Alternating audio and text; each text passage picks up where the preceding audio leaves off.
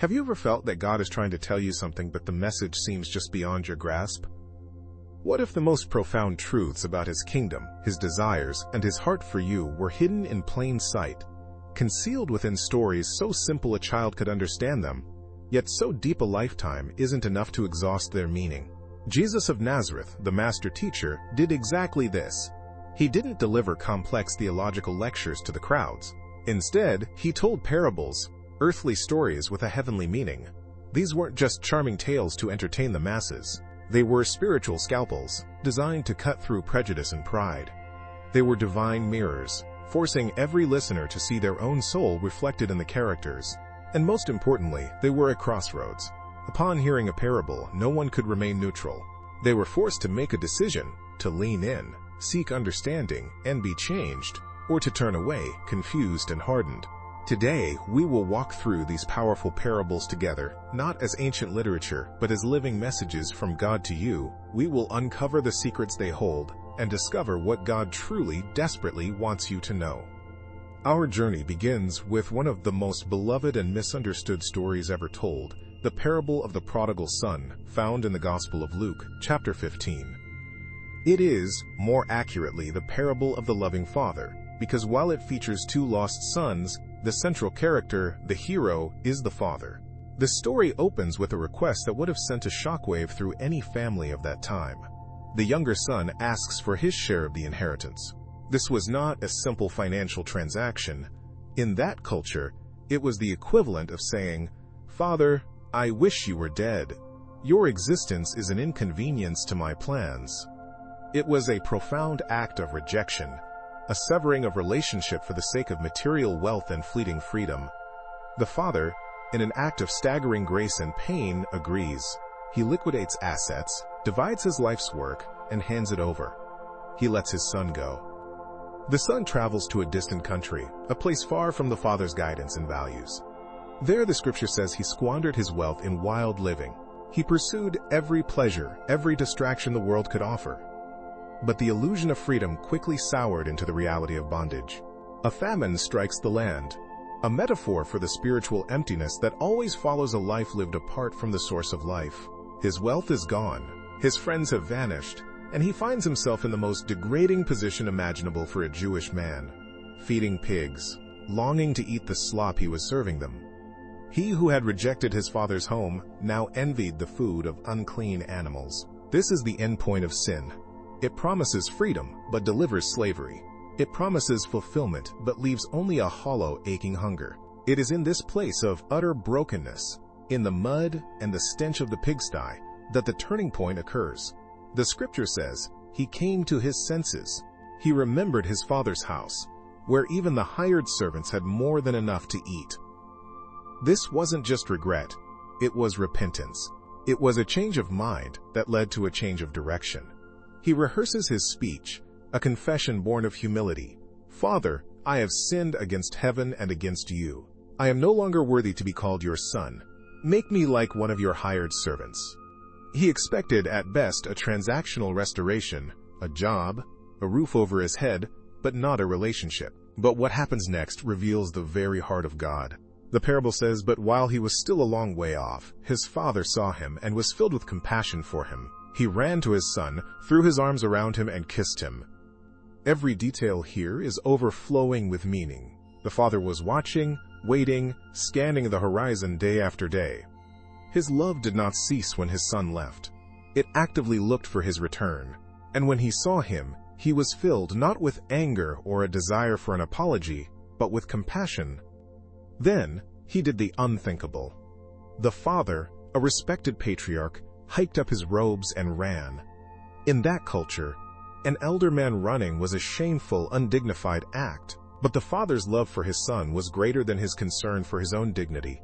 He ran to close the distance, to absorb any potential shame or judgment from the village himself, to meet his son not with a lecture, but with an embrace. Before the son can even finish his rehearsed speech, the father interrupts him with a flood of restorative grace. "Bring the best robe and put it on him, a sign of honor and position. Put a ring on his finger, a symbol of authority and sonship. Put sandals on his feet, for only slaves went barefoot. He doesn't just forgive his son. He fully restores him to his place in the family. He then calls for a celebration, a feast, because this son of mine was dead and is alive again. He was lost and is found. This is the scandalous, extravagant, and overwhelming nature of God's grace. He doesn't just tolerate our return. He celebrates it with a joy that echoes through all of heaven.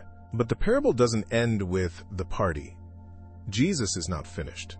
In fact, for the audience he was speaking to, the Pharisees and the teachers of the law who were grumbling about him welcoming sinners, the second half of the story is the entire point. While the celebration for the prodigal is underway, there is another son, the elder son, who is lost in a different kind of distant country. He is lost in the fields of his own father's estate. He is lost not in rebellion, but in self-righteousness. He was out in the field, working. This is the picture of dutiful obedience. He is the responsible one, the one who stayed, the one who upheld the family honor. And as he approached the house, he heard music and dancing. His first reaction is not joy but suspicion. He doesn't go in. He stands outside and calls a servant to interrogate him. He is physically near his home, but his heart is far from the heart of his father.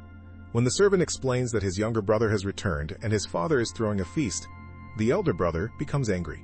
The Greek word used here is orgizo, the same word used for a deep, simmering, resentful anger. He refuses to go in. Think about this. The very thing that brought the father immeasurable joy, the return of his lost son, is the source of the elder brother's bitter anger. His brother's restoration feels like an injustice to him. It violates his entire worldview, which is built on merit, earning, and performance. He has built his identity on being the good son, and the gracious acceptance of the bad son tears that identity down. He sees the world through a lens of comparison and competition, not compassion. And so, for the second time in the story, the father's love takes the initiative. He leaves the party. He leaves the 99, so to speak, to go out and seek the one who is lost in his own backyard. He pleads with his elder son. The father doesn't shout, "Get in here and celebrate your brother." He doesn't shame him for his bitterness. He comes to him with the same gentle, pursuing love he showed the younger son. He goes out to bridge the distance, this time a distance not of geography, but of the heart. The elder son's response is a torrent of long-held resentment. "Look, all these years I've been slaving for you and never disobeyed your orders." Notice the word, slaving. He doesn't see himself as a son in a loving relationship. He sees himself as a slave in a transactional arrangement. His obedience was not the fruit of love, but the currency he used to purchase his father's approval and blessing. He kept the rules externally, but his heart was filled with a sense of grim duty, not delight. He continues, "Yet you never gave me even a young goat, so I could celebrate with my friends."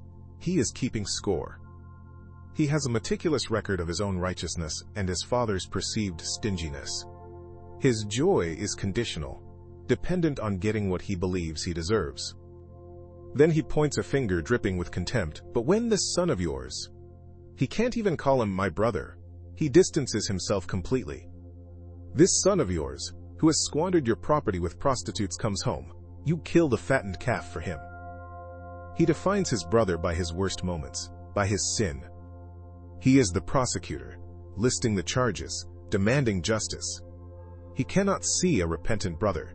He sees only a rival who has received unmerited favor. He is blind to grace because he is so convinced of his own merit. He is just as lost as his brother was in the pigsty, but his prison is one of his own making, a prison of pride, resentment, and a joyless religion based on performance. And look at the father's response. It is breathtaking. He doesn't defend his decision. He doesn't argue the merits of the case. He doesn't say, "Well, your brother repented, so he deserves a party." He doesn't even address the accusations directly. Instead, he addresses the son's heart and his fundamental misunderstanding of their entire relationship. He says, "My son, you are always with me, and everything I have is yours." Let's break that down. First, he says, "My son." He doesn't say, "You ungrateful worker" or "You bitter man." He reaffirms the relationship. He calls him back to his true identity, an identity the elder son has clearly forgotten. In the middle of this ugly, resentful outburst, the father's first move is to remind him, "You are my beloved son. Your identity is not based on your performance, your obedience, or your slaving in the field. Your identity is found in me, in our relationship." Then he says, "You are always with me." He gently points out the immense privilege the elder son has completely overlooked. The younger son had to travel a long and painful road back to the father's presence. The elder son never left. He had daily, moment-by-moment access to the father's wisdom, his company, his love. He was living in the very reality his younger brother dreamed of in the pigsty, but he took it for granted. He saw his proximity to the father not as a priceless gift of relationship, but as a tedious requirement of his job. The father is saying, "The greatest treasure was here with you the whole time. It was me, and you missed it." Finally, the most stunning part, "And everything I have is yours." This single line demolishes the elder son's entire victim narrative. "He was complaining about never getting a young goat," the father replies. "A goat? The entire flock was yours. The fattened calf was yours. The fields, the servants, the house, it's all yours." The elder son was living as a slave, trying to earn a pittance of a wage, when he already had the rights of full inheritance. He had the authority to take a goat, to throw a party for his friends, anytime he wanted. But his slave mindset, his performance-based view of the world, blinded him to the grace he was already living in. He didn't feel like a son, so he didn't act like a son. He didn't ask, because he thought he had to earn. And because he was so focused on earning, he never simply enjoyed the father's generosity. This reveals the two great ways to be lost. The younger son was lost to hedonism and rebellion. He sought to find his identity and freedom from the father, in breaking the rules. The elder son was lost to legalism and self-righteousness. He sought to find his identity in his own moral performance, in keeping the rules. Both sons were alienated from the father's heart. Both were trying to control their own lives and find happiness on their own terms. The younger son did it through defiance. The elder son did it through obedience. But it was a hollow, joyless obedience, designed to manipulate the father and secure a blessing he thought he had to earn. This is the subtle tragedy of the elder brother. He is physically home, but spiritually he is in a far country, just as his brother was. His far country is one of bitterness, comparison, and pride. He kept all the rules, but the rules never captured his heart. His righteousness became a weapon he used to judge his brother, and a ledger he used to accuse his father. He was so busy being good that he forgot how to love. He was so focused on justice, as he defined it, that he had no room for mercy. He stands outside the party, not because he's been excluded, but because he excludes himself. The joy inside is an offense to his sense of fairness. The sound of celebration is like a judgment on his own joyless existence. Grace is a threat to his merit-based world. If his brother can be celebrated after all he's done, then what was the point of all his own slaving and obedience? It devalues the currency he has worked his whole life to accumulate. And this is perhaps the most dangerous form of being lost. The younger brother knew he was lost. Hitting rock bottom in a pigsty has a way of clarifying your spiritual condition. There's no pretense there, there's just hunger, filth, and shame. That kind of lost creates a desperation for home. But the elder brother doesn't think he's lost at all. He thinks he's the gatekeeper of home. He thinks his performance has made him the standard of righteousness against which everyone else, including his father, should be measured. His lostness is invisible to him, masked by a veneer of duty and morality. It's the spiritual sickness that masquerades as health. It's the pride that feels like piety. His complaint about the goat is just the tip of the iceberg. The real issue is that the father's grace violates his sense of cosmic justice. In the elder son's world, you get what you deserve. Life is a transaction. You work hard, you obey the rules, and you accumulate blessings. Your brother squanders his inheritance, lives a life of debauchery, and he deserves poverty and shame. That's the deal. But the father operates on a completely different economy, the economy of grace. And this economy is offensive to the elder son. It's not fair. The father's celebration of the younger son's return doesn't just feel like a party for a sinner. It feels like an invalidation of the elder son's entire life philosophy. If the reward for rebellion is a feast, and the reward for faithful service is, well, just more service, then the system is broken. He says, look, all these years I've been slaving for you and never disobeyed your orders. Notice the language, slaving. He doesn't see himself as a son co-laboring with his father in a family enterprise he is destined to inherit. He sees himself as a slave, a hired hand, working for a demanding master.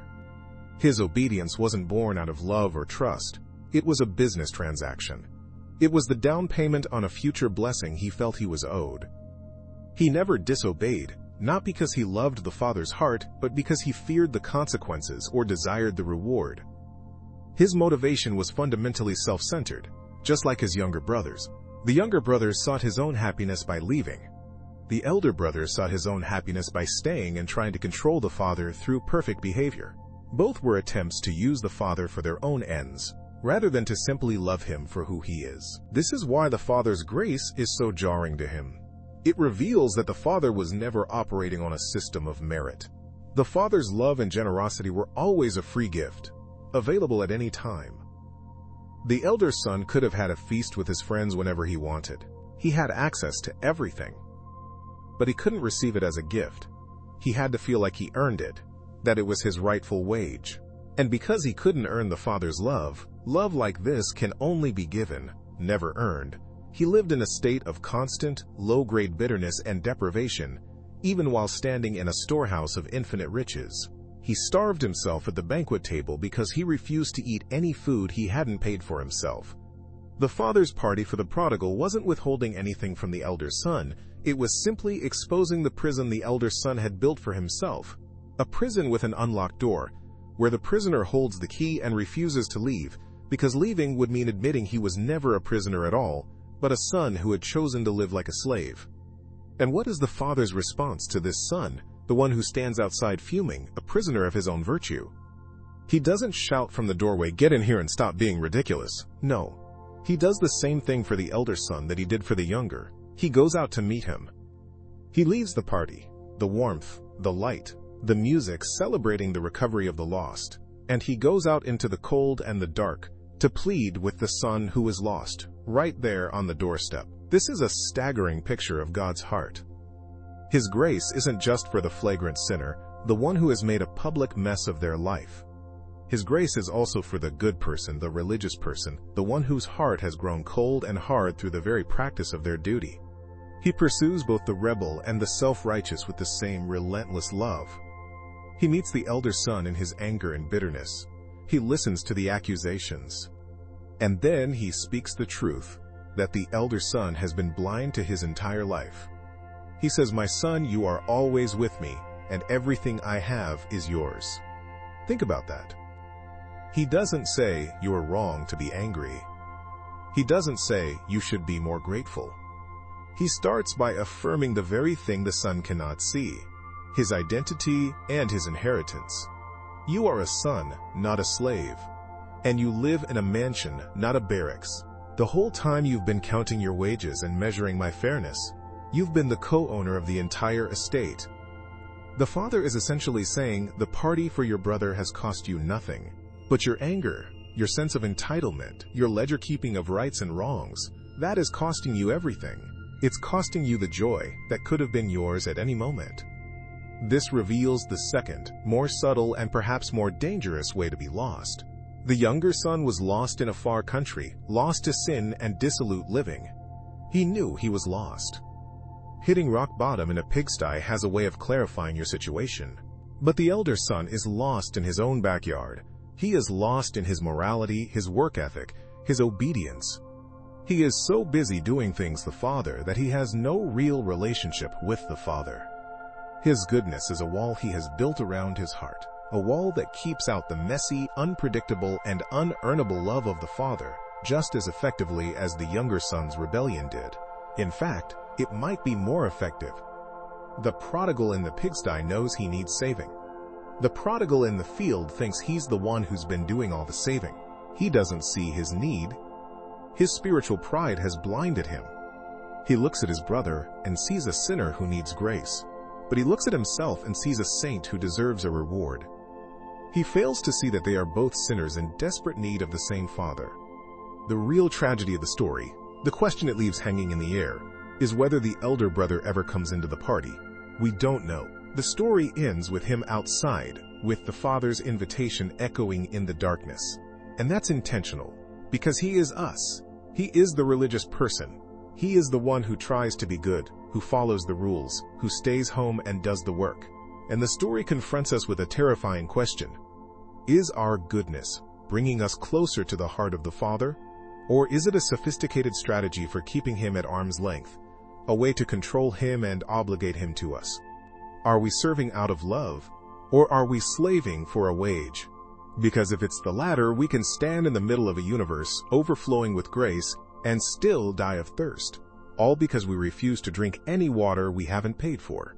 The music is playing, the feast is ready, but we are outside, arguing about fairness, while the Father pleads with us to simply come in and enjoy the party. This is the poison of a performance-based identity. The elder brother cannot enjoy the party because he believes parties must be earned. And in his mind, his brother has done nothing to earn it, while he has done everything.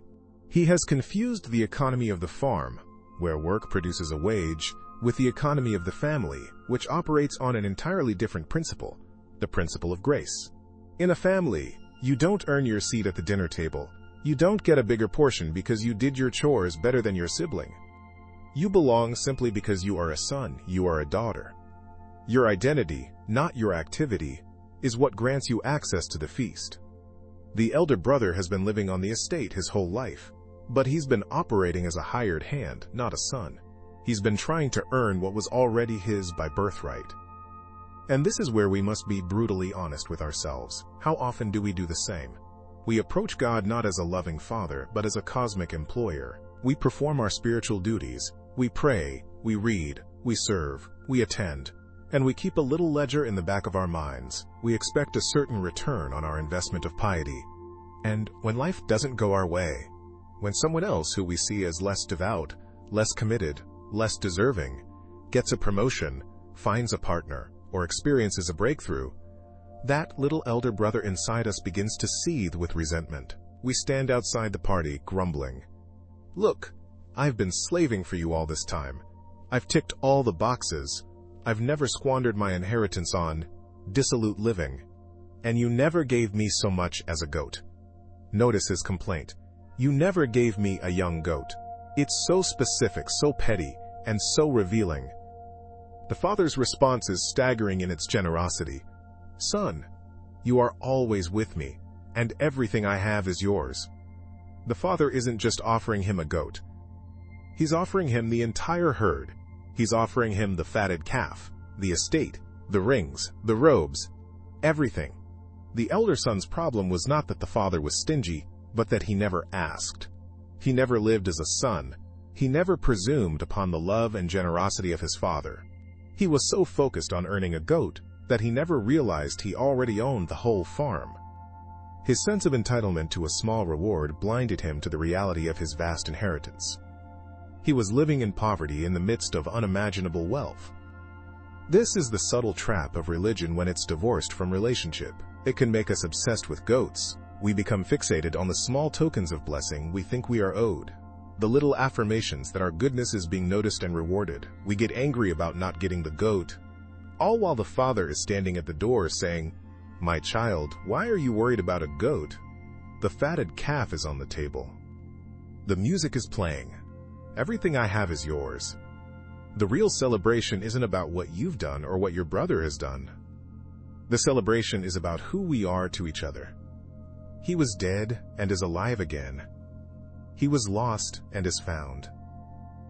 This is a celebration of restoration, of family, of grace. Your place at this table has never been in question. The elder brother's condition is in many ways more tragic than the younger's.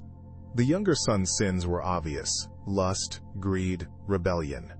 They were external, and they led him to a place of clear and undeniable brokenness. But the elder son's sins are respectable. They are the sins of the heart: pride, envy, self-righteousness, a judgmental spirit. These are sins that can be perfectly concealed behind a facade of impeccable behavior. You can look like a saint on the outside while your heart is a stone. You can be a pillar of the community, a model of morality, and yet be just as far from the Father's heart as the son who is wasting his life in a distant land. Because both sons, in their own way, have tried to find life apart from the Father. The younger son sought it through breaking the rules. The elder son sought it through keeping them. Both were attempts at self-salvation. Both were strategies for controlling their own destiny and finding happiness on their own terms. And both lead to a kind of pigsty. The younger son's was literal, filled with filth and shame. The elder son's was emotional and spiritual, a lonely field of bitter resentment and joyless duty. Both are a long way from home, and that emotional pigsty is a terrifying place to live. It's the place where you do all the right things for all the wrong reasons. It's showing up to work every day, hitting your targets, being a model employee, yet simmering with resentment because someone you deem less deserving gets the promotion. It's the quiet bitterness that settles in your heart when you see a friend's life seem to fall into place. The marriage, the kids, the house, while you've been meticulously following the rules and feel like you've been passed over. You're in the Father's house, technically. You have a roof over your head, food on the table, and work to do. But you are starving for joy. You are an orphan in your own home. This is the tyranny of a merit-based spirituality. It turns life into a giant ledger. Every good deed is a credit, every mistake a debit. You spend your days trying to stay in the black, and you get incredibly resentful of anyone who seems to be getting grace on layaway. The elder brother's entire argument with his father is an accounting dispute. He pulls out his resume. Look, all these years I've been slaving for you. I never disobeyed your orders. He presents his invoice. You never gave me even a young goat so I could celebrate with my friends. And then he points to his brother's deficit. But when this son of yours, who has squandered your property with prostitutes, comes home, you kill the fatted calf for him. Notice the language, this son of yours. He can't even bring himself to say my brother. In his self-righteousness, he has severed the relationship. His resentment has isolated him not only from his father's joy, but also from his own family. This is what a spirit of comparison and entitlement does. It atomizes us. It convinces us that life is a zero-sum game, that another's blessing is somehow our loss. He believed the fatted calf that was killed for his brother was a calf that should have been his. He couldn't understand that the father's love and resources are not a finite pie that gets divided. The father's love is a feast, and the only thing limiting his portion was his own refusal to come to the table. And the father's response is one of the most beautiful and heartbreaking moments in all of Scripture. He doesn't scold him. He doesn't say, "How dare you speak to me that way after all I've done for you?" He leaves the party. Think about that. The celebration is in full swing. The music is playing. The honored guest has returned. But the father hears his other son is outside, lost in his own anger, and he leaves the celebration to go find him. The father's joy is incomplete as long as one of his sons is outside. He goes to the younger son who is far away, and he goes to the elder son who is just outside the door. He pleads with him. The original language suggests a gentle, earnest begging. He is entreating his boy to come in from the cold. He says, "My son," not "you ungrateful servant," but "my son." He reestablishes the relationship that the elder brother has forgotten. "You are always with me, and everything I have is yours." This is the sentence that should have shattered the elder son's entire worldview. The father is saying, "What are you talking about? A goat? You could have had a goat any day you wanted. You could have had the whole flock. You own it all. You've been living like a slave when you are the heir. The problem isn't my generosity. It's your perception of who you are. You never asked, because you never believed you were truly a son. You were waiting to be paid, when you could have been living as an owner." This is the great tragedy of the dutiful but disconnected heart. It's the person who attends church every single Sunday, serves on 3 committees, and tithes 10%, but has never truly experienced the overwhelming, unearned, scandalous joy of grace. They have been living in the house, but they have never made it a home. They have access to the entire estate, but have been living in the servants' quarters, counting their meager wages, hoping one day to have saved up enough to afford a small party with their friends, all while the father is just waiting for them to realize the banquet is already theirs. The celebration isn't a reward for good behavior. The celebration is the point. Relationship is the point. Joy is the point. The father isn't celebrating the younger son's repentance as much as he is celebrating his return. He is celebrating the restoration of relationship. And he desperately wants his older son to be a part of that. He wants him to stop being an accountant of sins and merits and start being a brother and a son. And this reveals the two ways a person can be lost. We all recognize the first way, the way of the younger son. It's the path of self-indulgence, of breaking the rules, of running as far away as you can into moral and spiritual rebellion. It's loud, it's messy, and it's obvious. When that son hits rock bottom, everyone, including himself, knows he is lost. But the elder son shows us a second, more subtle, and perhaps more dangerous way to be lost. You can be lost not by breaking all the rules, but by keeping all the rules. You can be lost not in a distant country, but in your own backyard. You can be lost not in rebellion, but in self-righteousness. The elder son's entire identity was built on being the good one. His sense of worth, his security, his very standing before his father was, in his mind, based on his performance. He wasn't the screw-up. He was the reliable one. He was the one who stayed, who worked, who obeyed, and this goodness became a prison. It built a wall around his heart that was just as thick as the wall of sin and shame that surrounded his younger brother. His virtue was his vice, because when grace showed up, his system couldn't handle it. Grace is an offense to the person who believes they have earned their place. The party for the prodigal feels like an injustice to the one who never strayed. Notice his language. Look, all these years I've been slaving for you and never disobeyed your orders.